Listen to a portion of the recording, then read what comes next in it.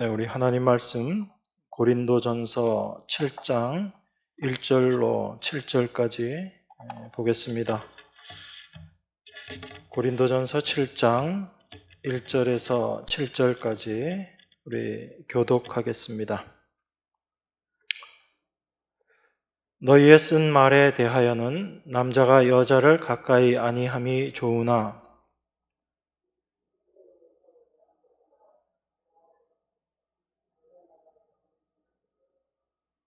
남편은 그 아내에게 대한 의무를 다하고 아내도 그 남편에게 그렇게 할지라.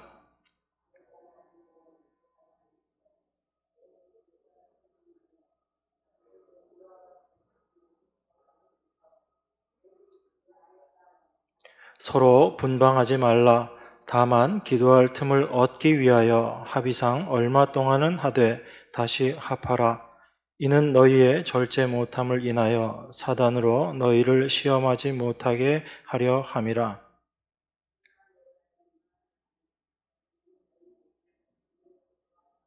함께 읽겠습니다. 나는 모든 사람이 나와 같기를 원하노라. 그러나 각각 하나님께 받은 자기의 은사가 있으니 하나는 이러하고 하나는 저러하니라.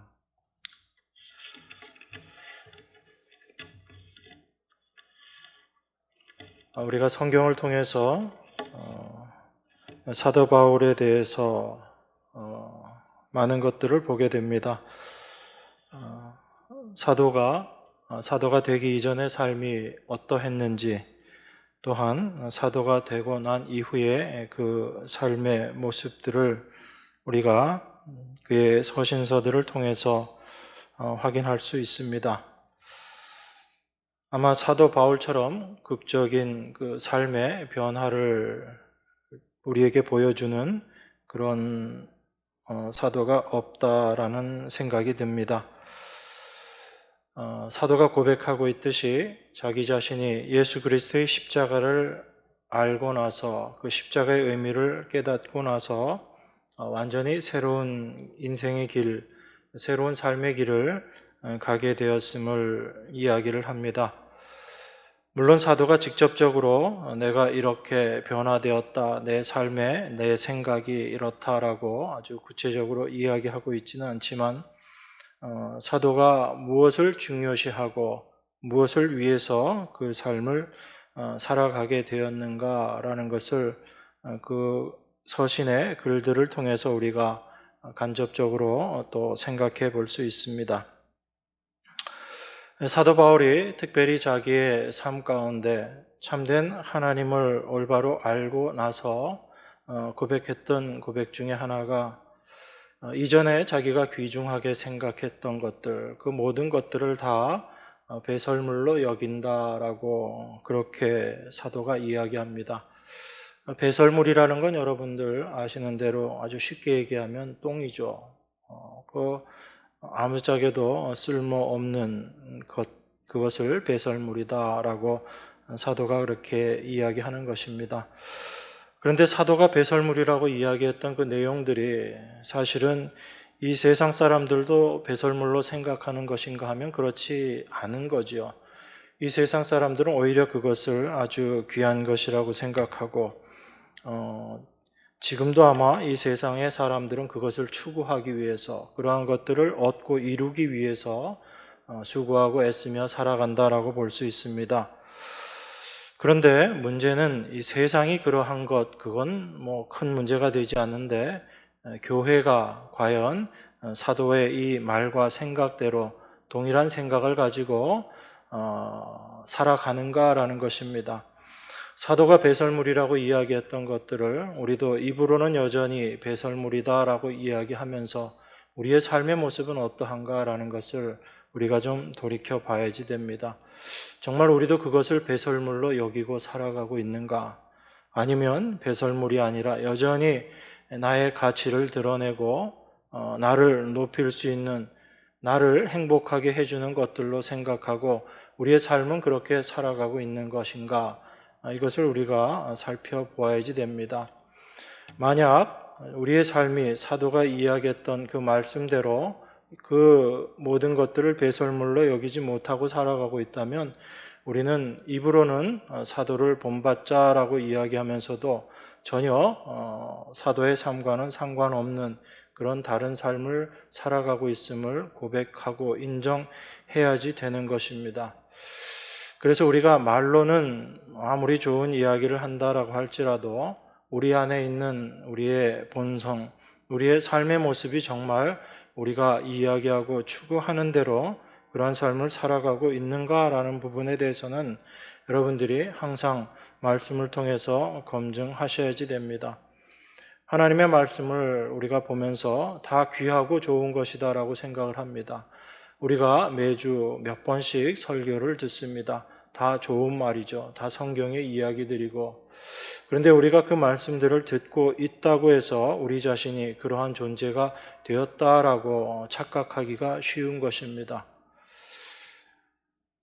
하나님이 우리에게 계속 말씀하시는 것은 우리가 어떠한 존재인지를 올바로 깨닫게 하시기 위해서 계속 말씀하시는 것입니다.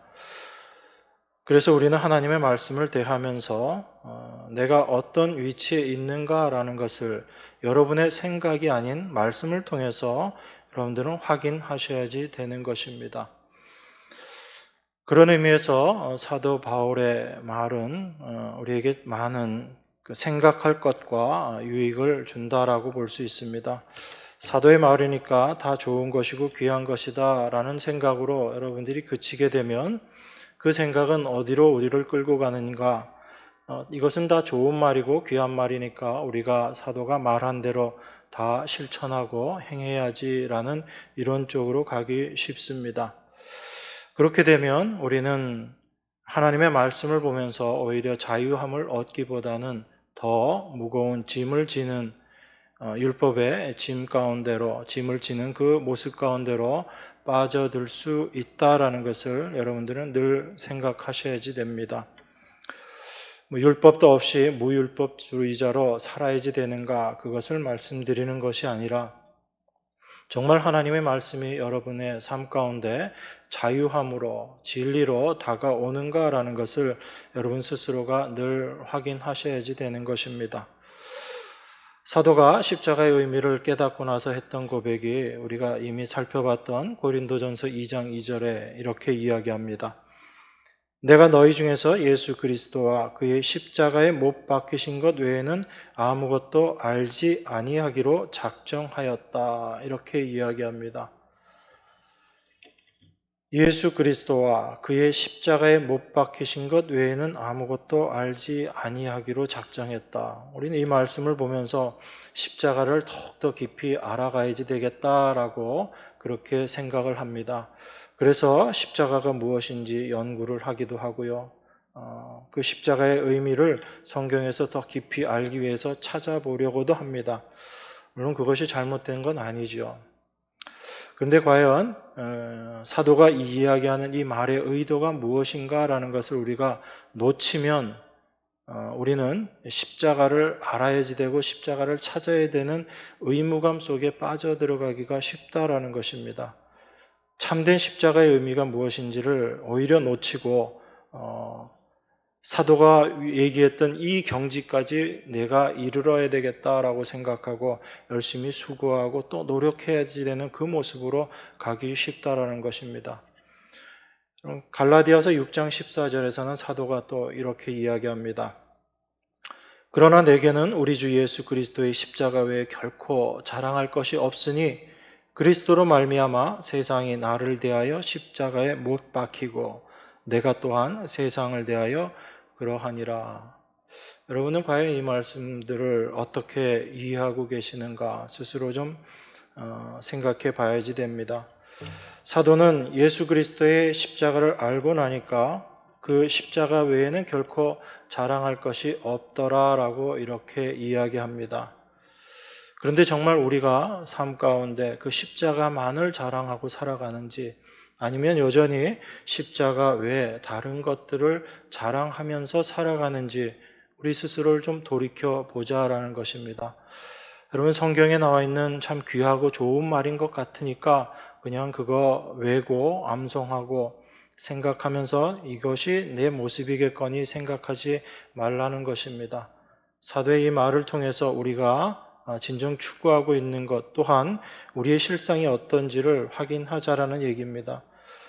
사도는 십자가 외에는 결코 자랑할 것이 없다라고 이야기하고, 그렇기 때문에 그 십자가를 통해서 나를 바라보고 세상을 바라보니까 세상이 나에 대해서 이미 십자가에 못 박혔다라는 것입니다. 죽었다라는 것이지요.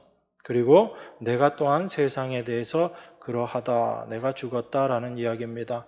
십자가 외에는 아무것도 자랑할 것이 없는 그 모습을 올바로 알고 나니까 세상도 또한 내가 귀중하게 여겼던 그 모든 것들도 십자가에 못 박힌 모습으로 나타나더라라는 것입니다. 이게 사도가 이야기하는 십자가의 참된 의미인 것입니다. 그런데 우리는 그 십자가를 생각하고 말하면서도 십자가 외에 다른 것들을 여전히 추구하면서 살아가고 있는 우리의 모습을 보고 우리가 어떻게 돌이켜야지 될 것인가 라는 것을 생각해야지 됩니다. 사도가 그 모든 것들을 배설물로 여겼다라는 것과 십자가만을 알기를 원하고 십자가만을 자랑한다라는 것은 똑같은 이야기거든요. 결코 다른 것을 이야기하지 않습니다. 그러한 맥락 속에서 사도는 하나님의 백성인 그리스도인들이 어떤 존재인가, 바로 교회로 부르심을 받은 하나님의 자녀들, 그리스도의 몸이다라고 이야기합니다.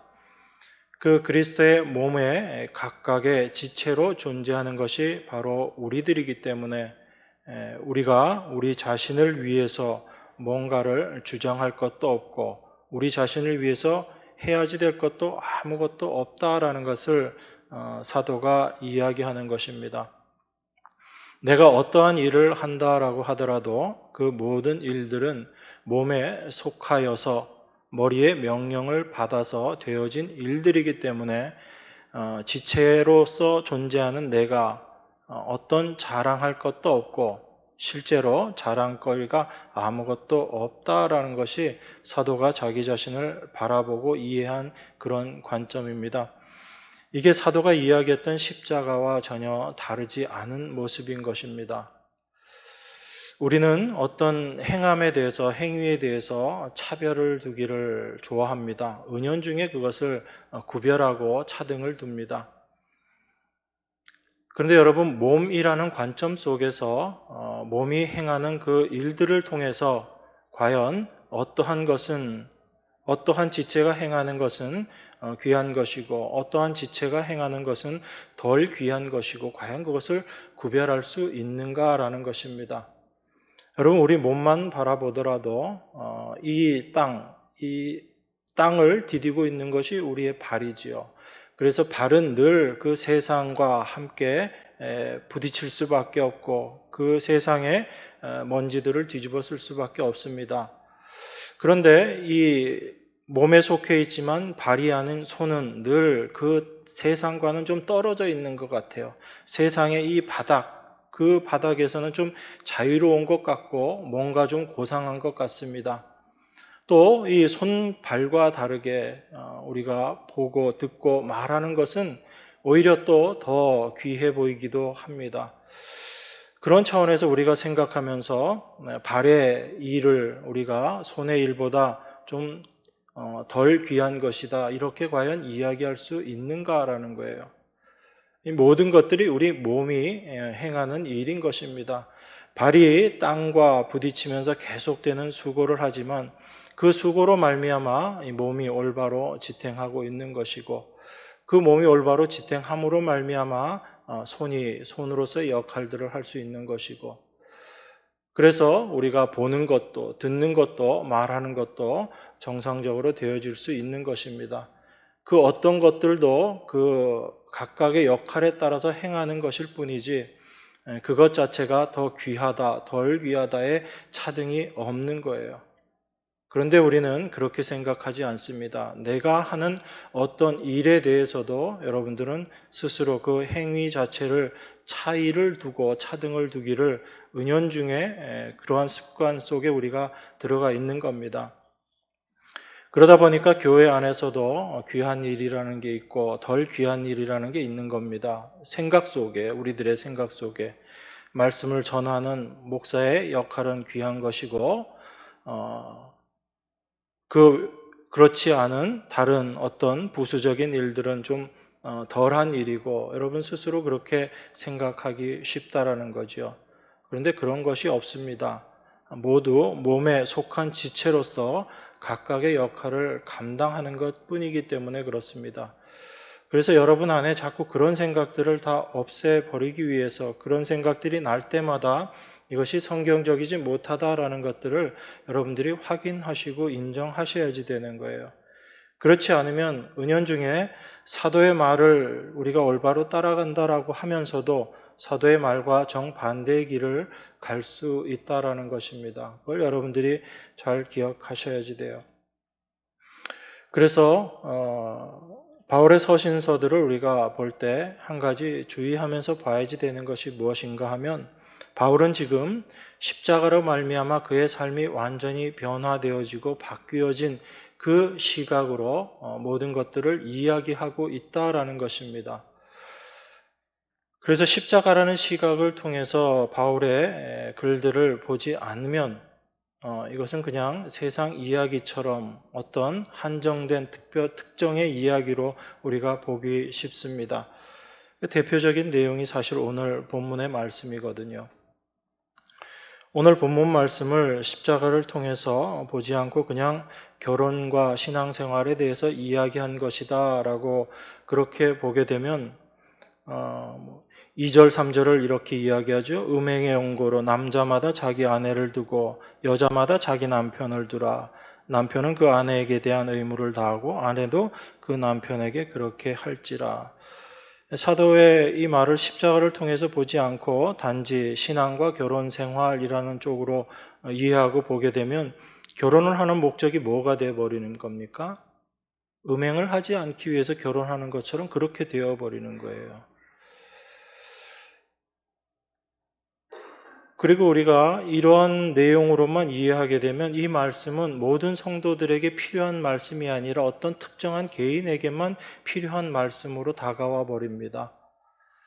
이미 연세가 지긋하시고 결혼 생활 다 마무리하시는 분들에게 이게 무슨 의미가 있겠어요? 이 말씀의 의미가.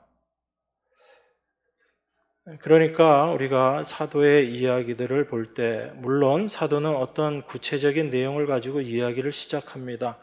그런데 그 이야기의 최종적인 결론은 항상 어디에서 결론을 맺게 되는가?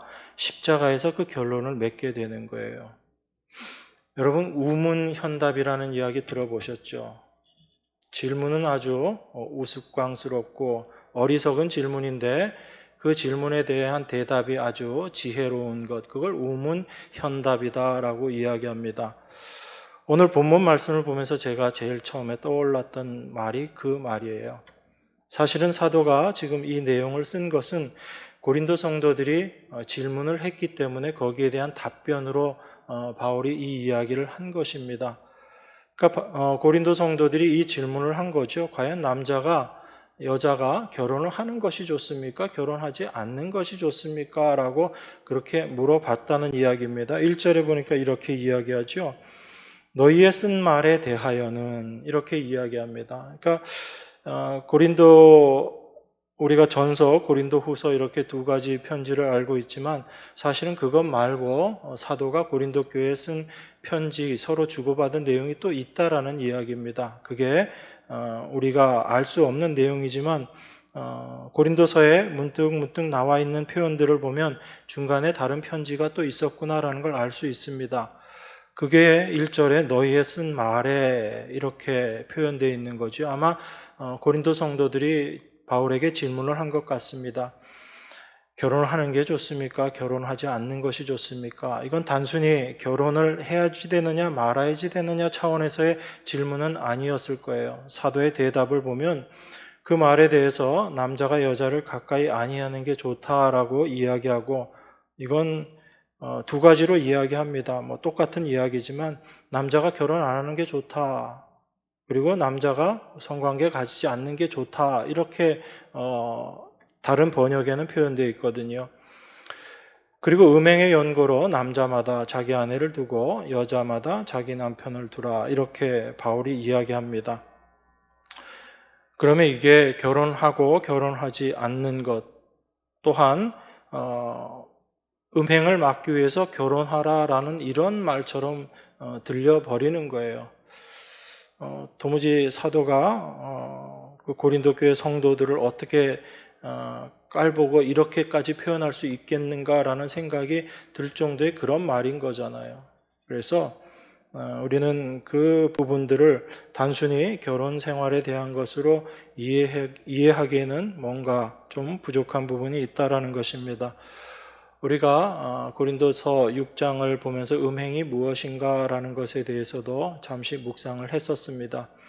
사도가 이야기하는 음행이 어떤 것이었어요? 그냥 어떤 육체적인 그런 성적인 범죄, 그걸 음행이라고 이야기했는가? 사도는 우리가 이해하기 쉬운 어떤 상황, 내용들을 가지고 와서 그것의 의미들을 다시 끄집어내서 우리 신앙과 관련되어서 지금 이야기를 하고 있는 것이었죠. 그래서 음행이라는 것 자체가 자기의 유익, 자기 행복을 추구하는 모습이었잖아요.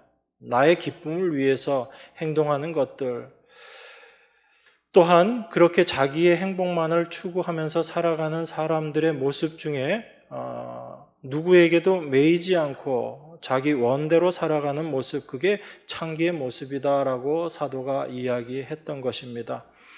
그래서 그리스도의 지체된 너희들이 어떻게 창기의 지체가 되어서 살아갈 수 있는가라는 거죠. 예수 그리스도께 매인바되어서 살아가야지 되는 너희들이 여전히 창기의 지체, 내가 나의 행복을 위해서 내가 원하는 대로 행동하는, 내가 원하는 삶을 추구하는 그런 삶을 살아가고 있는 그 모습을 가지고 이야기한 겁니다.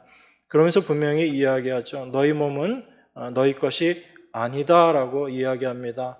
너희는 하나님의 성전된 몸이다라고 이야기해요. 그 몸이라는 표현, 우리가 성전된 내 몸이라는 것도 단순히 우리의 육체적인 몸, 이것에 한정해서 이야기하는 것이 아닙니다.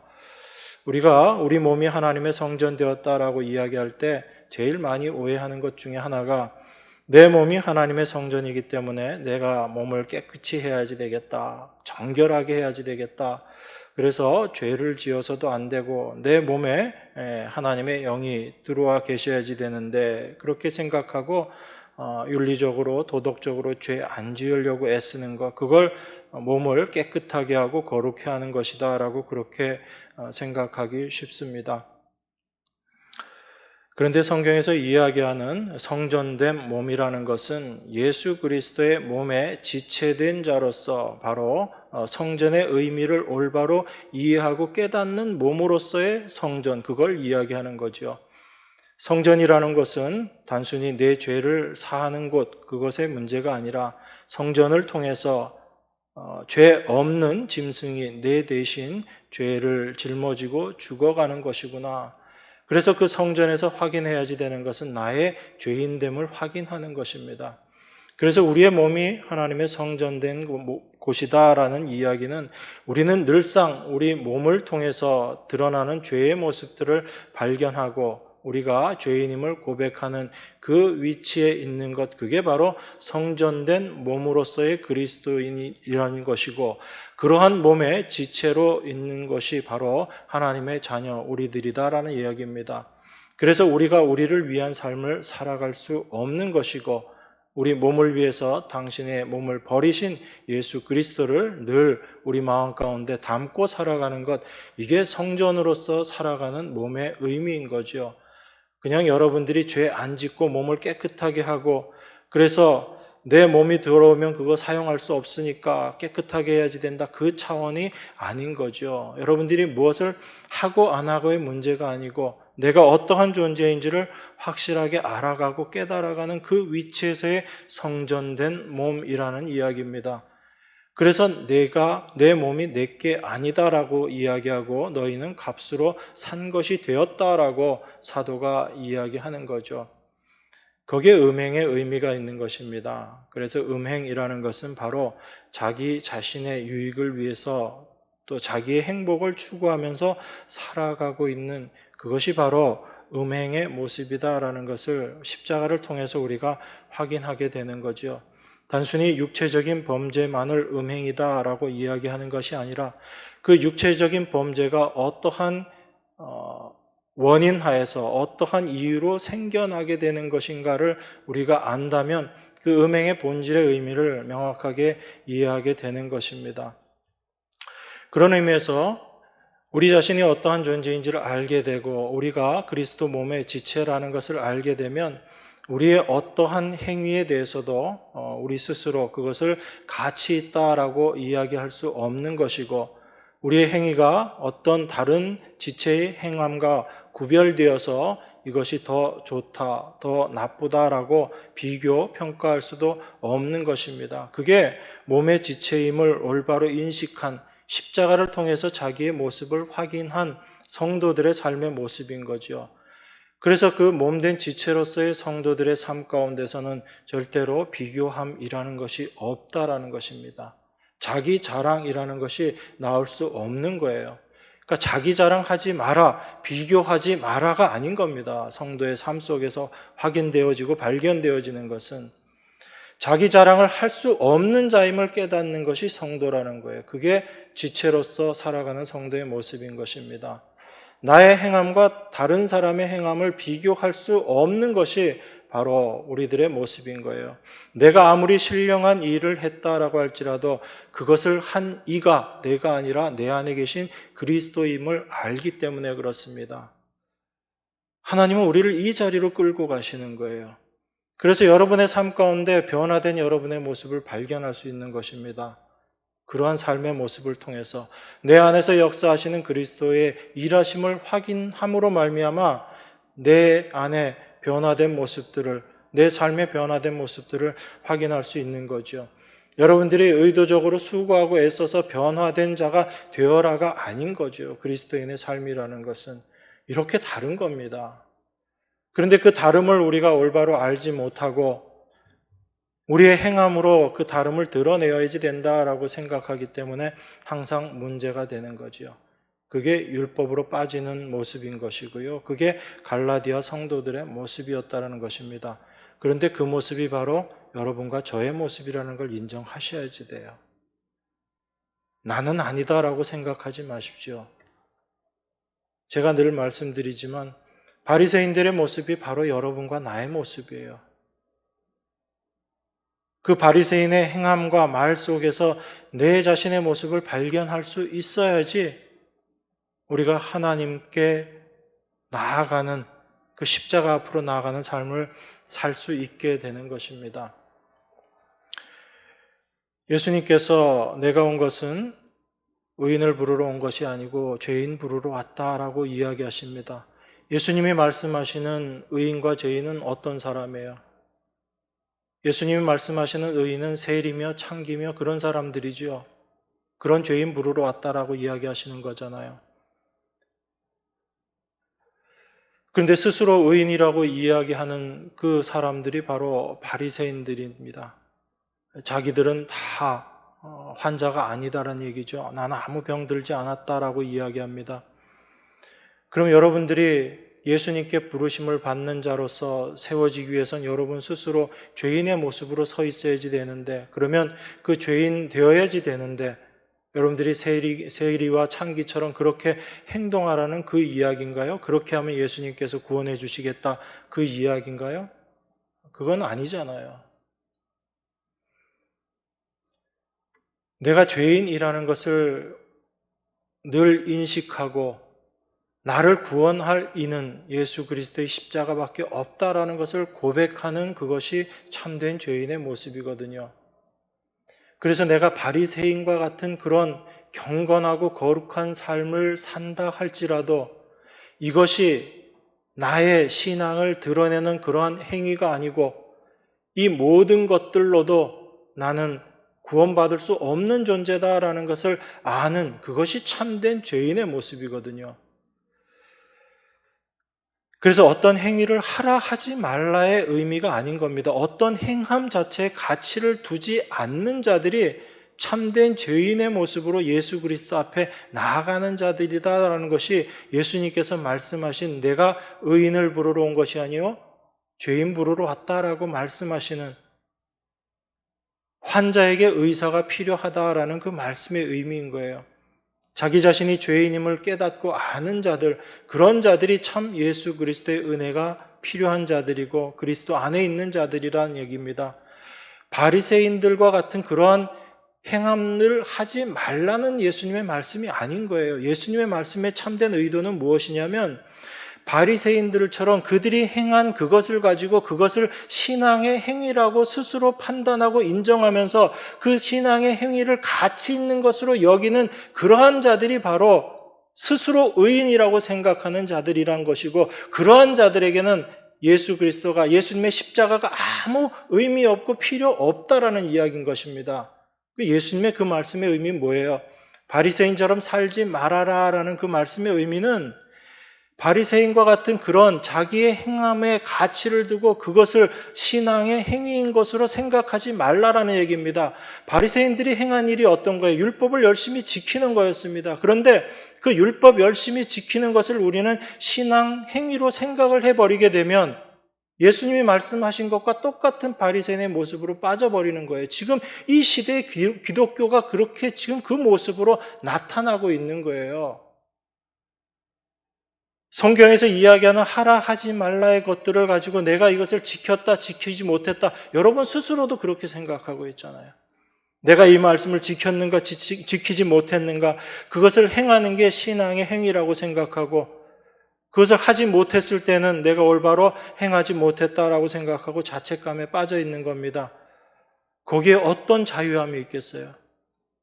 과연 그것이 진리입니까, 여러분? 예수님은 수고하고 무거운 짐진 자들아 다 내게로 오라, 내가 너희를 쉬게 하리라 라고 말씀하시고, 진리를 알지니 진리가 너희를 자유케 하리라 라고 말씀하셨어요. 그 십자가를 사도가 이야기하고 있는 겁니다. 내가 십자가만을 알기를 원한다. 내가 예수 그리스도의 십자가에 못 박힌 것 외에는 도무지 아무것도 알지 않기를 원한다.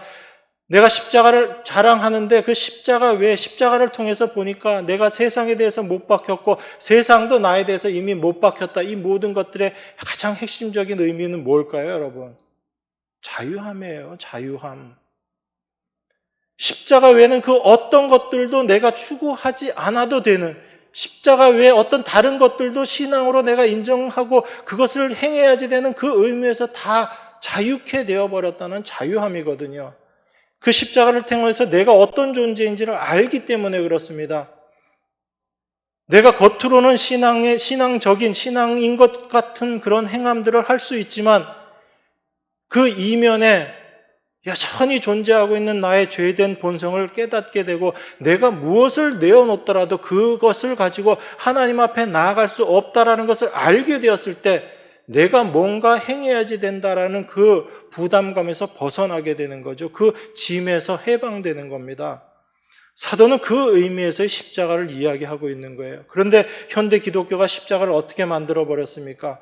그냥 구원 얻는 도구 정도로만 만들어 버린 거잖아요. 예수님이 십자가에 달리심으로 말미암아 내가 구원함을 얻었다. 이제부터 내가 열심히 구원받은 하나님의 백성으로 수고하고 열심히 살아서 내가 하나님의 백성인 것을 드러내야지. 십자가가 그저 구원받는 하나의 도구밖에 안 되는 겁니다. 날마다의 삶 가운데 십자가는 없어져 버린 거예요. 그런 십자가는 없습니다, 성경에. 참된 십자가의 의미가 무엇인지를 올바로 이해하고 깨달아야지 되는 겁니다. 고린도 교회 성도들이 바울에게 편지를 보냈습니다. 결혼하는 게 좋습니까? 아니면 독신으로 지내는 게 좋습니까? 왜 그렇게 질문했다라고 생각하세요?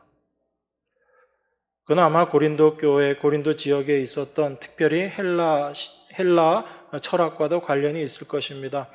그 헬라 철학 사상 중에 그 금욕주의라는 게 있습니다. 그게 뭐냐면 스토아파를 중심으로 쭉 있었던 금욕주의인데, 이 헬라 철학이 아주 성했던 지역이 고린도 지역이거든요. 금욕주의라는 건 어떤 거죠? 이 육신의 정욕들을 꼭 참고 눌러서 그런 금욕적인 생활을 하는 것에 가치를 두는 것, 그게 금욕주의잖아요. 그럼 고린도 성도들이 왜 이걸 물어봤을 거라고 생각이 돼요? 결혼하는 게 좋습니까? 결혼하지 않는 게 좋습니까? 왜 물어봤을 거라고 생각해요? 사도가 거기에 대해서 이렇게 대답을 해버린 겁니다. 음행의 연고로 남자마다 자기 아내를 두고 여자마다 자기 남편을 두라. 너희가 그 육체의 정욕을 참지 못하겠거든 결혼하라는 거죠. 결혼해가지고 그냥 그 결혼 생활을 통해서 그런 음행에 잡히지 않도록 하라라는 이야기입니다. 그러면 뒤집어 놓고 이야기하면 어떤 사람이 바울의 이 말을 듣고 결혼했다라는 이야기는 뭘 고백하는 거예요? 나는 음행을 참을 수 없는 존재입니다라는 걸 고백하는 모습이 돼버리는 거잖아요. 그러니까 사도는 지금 표현은 이렇게 하고 있지만 너희들 안에 있는 것이 어떤 것인지를 분명히 알아라라고 그렇게 지금 이야기하고 있는 겁니다. 결혼을 해야지 됩니까? 하지 말아야지 됩니까? 라는 그 질문 속에 지금 이 사람들은 이렇게 생각하고 있는 거죠. 내가 하나님의 백성, 그리스도인으로서 이 세상에 거룩하게 살아야지 되는데 내 육신의 정욕을 이걸 내가 꼭 참고 살아가는 것이 하나님 백성으로 살아가는 것입니까? 아니면 결혼해가지고 살아가는 것, 독신으로 살게 된다, 독신으로 산다라는 얘기, 결혼하지 않는다는 얘기는 자기의 그 육신의 그 정욕들을, 욕심들을, 욕구들을 누르면서 금욕적인 생활을 하면서 그렇게 자기가 그리스도인으로서 살겠다라는 그 의지의 표현인 거잖아요. 지금 질문하는 그 의도 자체가 사실은. 그렇기 때문에 고린도 성도들이 그 금욕적인 삶을 어떻게 지금 이해한 거예요? 단순히 결혼을 해야지 됩니까? 하지 말아야지 됩니까?의 이야기가 아니라 금욕적인 생활을 그리스도인들이 가져야지 되는 하나의 신앙의 모습으로 이야기하고 그 금욕적인 생활을 통해서 자기의 신앙을 드러내기를 원하는 그것을 신앙 행위로 이해한 거죠. 금욕이라는 것 자체를. 그래서 이 질문을 한 겁니다. 만약에 그렇지 않다면 결혼을 해야지 됩니까? 하지 말아야지 됩니까?를 가지고 질문할, 물론 뭐 여러 가지 다른 이유도 있을 수 있겠다라고 우리가 생각할 수 있겠지만 이 결혼에 관련되어서 고린도 성도들이 질문한 내용에 대한 사도의 답변을 보면 이런 내용들을 우리가 확인할 수 있는 거죠. 그래서 결혼하지 않는 그 독신 생활이 금욕적인 그런 삶이 그리스도인으로서 거룩한 삶의 모습, 신앙의 행위이기 때문에 이것을 사도에게 질문한 것이고 사도는 거기에 대한 대답으로 이렇게 이야기한 겁니다. 너희가 정말 그 음행을 참지 못하겠거든 결혼해라 라는 이야기입니다. 결국은 결혼하겠다라는 이야기는 내가 음행 가운데 붙잡혀 있다라는 그 생각을 드러내는 것과 똑같은 그 결론이 되어버리는 거예요. 그런 의미에서 사도는 지금 결혼을 하고 하지 않고가 중요하지 않다라는 것을 이야기하고 있는 거예요. 물론 겉으로 보면 사도가 7절에서 나는 모든 사람이 나와 같기를 원하노라 이렇게 이야기하고 그냥 또 8절에 보면 내가 혼인하지 아니한 자들과 및 과부들에게 이르노니 나와 같이 그냥 지내는 것이 좋으니라 이렇게 표현되어 있으니까 사도는 독신으로 지내는 것이 좋다라고 이렇게 이야기했다라고 이야기하는 사람들도 있지만 사실 그렇지 않거든요. 결혼이라는 삶을 통해서 우리 자신이 유익하게 신앙 안에서 유익함들을 배우는 부분들이 분명히 있기 때문에 어떤 것 자체가 좋다 나쁘다라고 표현할 수 없는 거예요. 얼마 전에 우리 정 목사님 그런 말씀 하셨잖아요. 농담처럼 하셨지만 결혼 안 하면 외롭고 결혼하면 어떻대요? 결혼하면 괴롭다고. 하나 안 하나 장단이 다 있다라는 것입니다. 어떤 겉으로 드러나는 행함 자체가 옳고 그르다라는 것을 가지고 여러분들이 판단하려고 하지 마세요. 성경은 절대로 그렇게 이야기하지 않습니다. 어떤 행위가 행위 자체가 어떤 절대적으로 옳은 행위이고 어떤 행위가 나쁜 행위이고 그렇게 이야기하지 않습니다. 성경은. 그건 여러분 머릿속에서 구별되어지는 기준인 거죠. 여러분 스스로 그렇게 구별하고 판단해서 행동하는 것 뿐인 것입니다. 그래서 스스로 율법 가운데로 나아가는 거예요. 이게 우리들 모습이에요. 사도가 그래서 십자가를 계속 이야기하고 있는 것입니다. 십자가를 올바로 알라라는 이야기죠. 우리가 어떤 행함을 한다 할지라도 그 행함 가지고 하나님 앞에 나아갈 수 있는 존재가 아니다라는 겁니다. 우리는 예수 그리스도의 십자가 가지고 그 십자가 안에서 그리스도 안에서 하나님 앞에 나아갈 수 있는 존재가 우리들이지, 그 십자가 없이 우리 스스로의 어떤 것을 가지고도 하나님 앞에 나아갈 수 없는 존재들이 바로 우리다라는 것을 분명하게 깨달아야지 된다. 이게 사도의 이야기인 거예요. 우리가 자꾸 그걸 놓칩니다. 내 행위로 뭔가 내 자신의 가치를 드러내고 싶은 거예요. 거기서 우리가 벗어나야지 되는 것입니다. 자, 사도가 음행의 연고로 남자마다 자기 아내를 두고 여자마다 자기 남편을 두라라고 이야기합니다. 남편은 그러면서 3절, 4절에 이렇게 이야기해요. 남편은 그 아내에게 대한 의무를 다하고 아내도 그 남편에게 그렇게 할지라. 아내가 자기 몸을 주장하지 못하고 오직 그 남편이 하며 남편도 이와 같이 자기 몸을 주장하지 못하고 오직 그 아내가 하나니. 여러분, 이 말씀 읽으니까 어떤 구절이 혹시 생각나세요? 우리 6장에서 봤던 구절 중에 6장에서 음행에 대해서 이야기하고 있잖아요. 음행이 어떤 거라고요? 내가 원하는 대로 하는 것, 내 뜻대로 하는 것, 내 행복을 위해서 하는 것, 그거 음행이라고 이야기했잖아요. 우리가 그리스도의 몸의 지체인데 그 지체가 자기의 유익을 위해서 살아가는 것, 그게 몸에 대해서 음행을 저지르는 거라고 이야기했잖아요. 그래서 사도가 지금 음행이라는 단어를 끌고 들어온 거예요. 결혼에 대해서 이야기하면서. 그래서 결혼해라라고 이야기합니다. 음행의 연고로 너희들 결혼해라라고 이야기합니다. 그런데 결혼하고 나니까 어떤 모습이 되어지는 거예요? 음행할 수 없는 모습으로 바뀌어져 버리는 겁니다. 결혼하기 전에는 내가 중심이 되어서 내 원하는 대로 모든 것들을 다 했는데 결혼하고 나서 보니까 내 뜻대로 내 원대로 행할 수 없는 존재가 되어버렸다라는 거예요. 음행할 수 없는 존재가 되어버린 것입니다. 여러분, 결혼하기 전에는 내가 쉬고 싶으면 쉬고 내가 놀고 싶으면 놀고 다 했잖아요. 결혼하고 나니까 어떻게 돼요? 결혼 안 한 자매도 있긴 있지만 결혼하니까 어떻게 돼요? 내가 쉬고 싶을 때 쉬어져요? 이거 좀 해달라고 하면 내가 싫어도 해야 되잖아요. 어떤 일을 해야지 되는 상황이 생기면 내가 싫어도 그거 해야지 되잖아요. 내가 내 뜻대로 내 원대로 내 몸과 마음을 내 몸을 주장할 수 없는 상황이 되어버리는 거예요. 결혼하고 나니까. 그러니까 음행을 단지 육체적인 그런 의미에서 음행으로 바라보지 말란 얘기예요. 사도가 지금 그 얘기를 같이 하고 있는 거예요. 그래서 제가 우문현답이다라고 말씀을 드린 겁니다. 질문을 하는 사람 쪽에서는 내가 결혼하지 않고 금욕적인 생활을 하면서 이거 신앙행위로 인정해서 이렇게 금욕적인 삶을 살아가는 게 거룩한 그리스도인의 삶 아닙니까? 라고 이렇게 바울에게 질문했는데 바울은 그거 아니다라는 이야기예요. 그런 행함 가지고 너의 신앙을 드러내려고 하는 것 자체가 너 스스로의 가치를 드러내려고 하는 음행의 모습이다라는 것입니다. 그것 자체가 바로.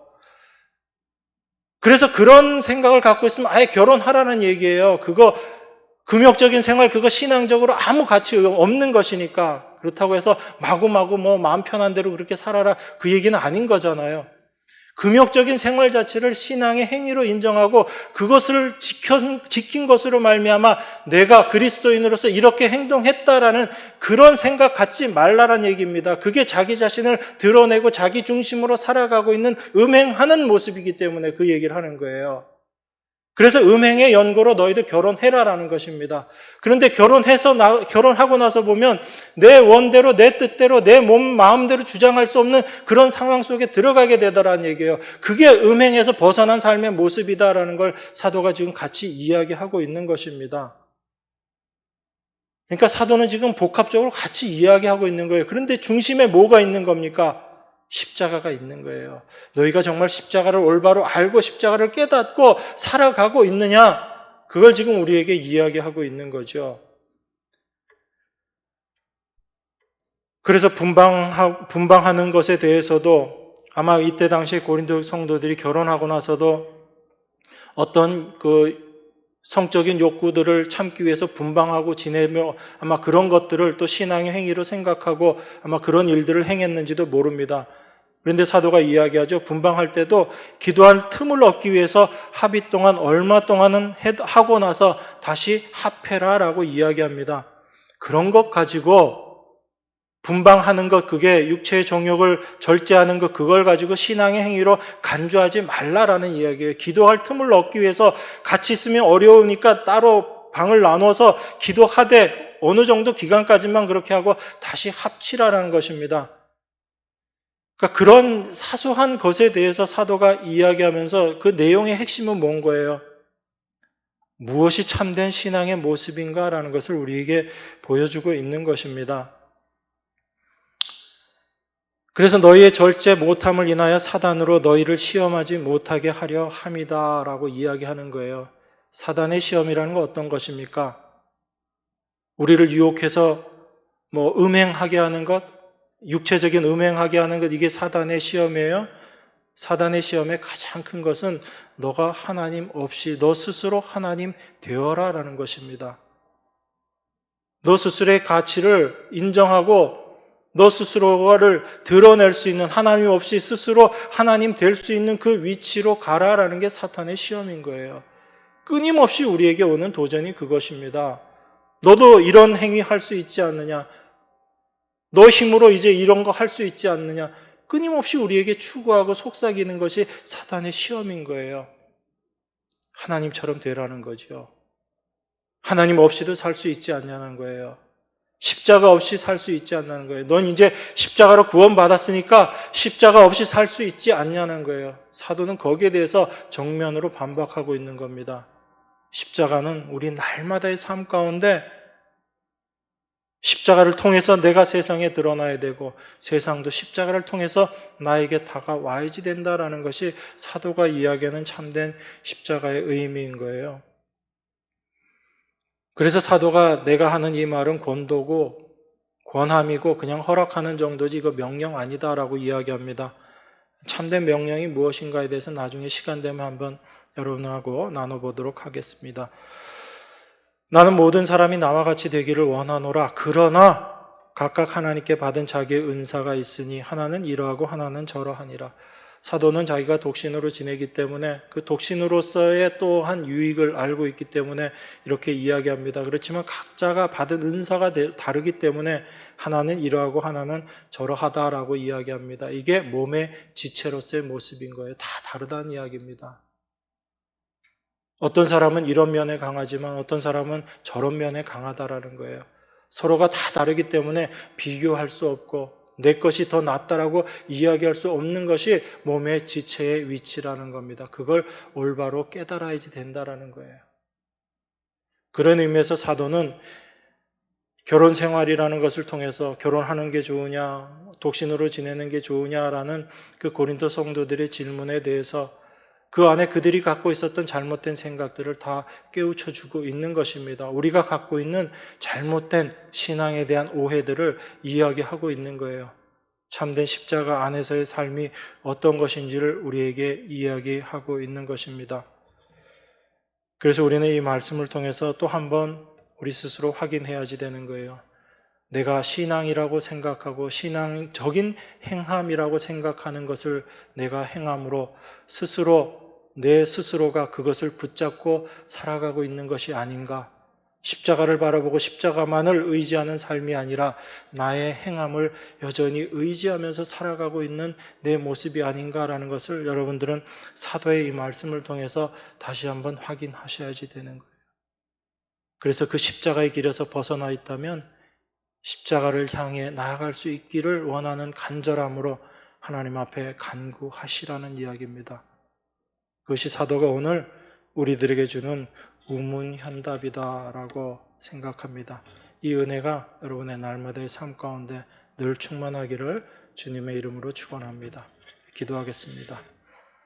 하나님 아버지 감사합니다.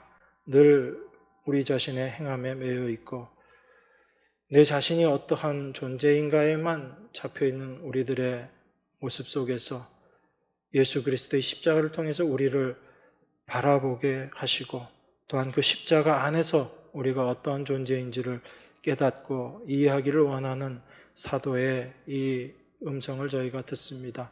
주님께서 저희들에게 주시는 말씀인 줄 생각합니다.